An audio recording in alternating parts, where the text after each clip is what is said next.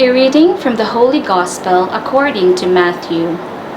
Jesus had entered the temple and was teaching when the chief priests, the teachers of the law, and the Jewish authorities came to him and asked, "What authority have you to act like this? Who gave you authority to do all this?" Jesus answered them, "I will also ask you a question, only one. And if you give me an answer, then I will tell you by what authority I do these things. When John began to baptize, was it a work of God, or was it merely something human?" They reasoned out among themselves, "If we reply that it was a work of God, he will say, 'Why then did you not believe him?' And if we say, 'The baptism of John was merely something human,' beware of the people, since all hold John as a prophet." So they answered Jesus, "We do not know."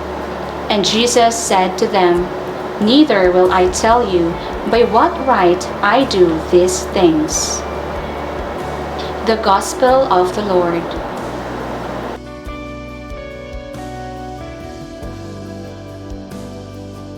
What authority have you to act like this?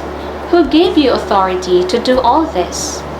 The chief priests, the teachers of the law, and the Jewish authorities asked these thought-provoking questions to Jesus.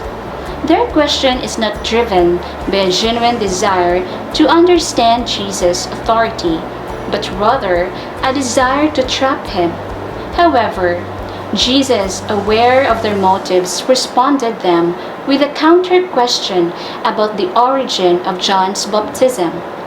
And as what the Gospel relayed to us, neither of their answers would benefit them to the extent that this made them expose the superficiality of their authority. Perhaps you're thinking, what did Jesus do that made them ask this way?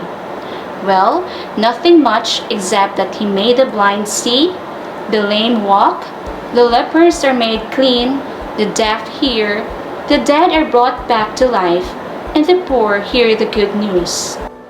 With this, Jesus highlighted the distinctions between true authority and mere appearance of authority.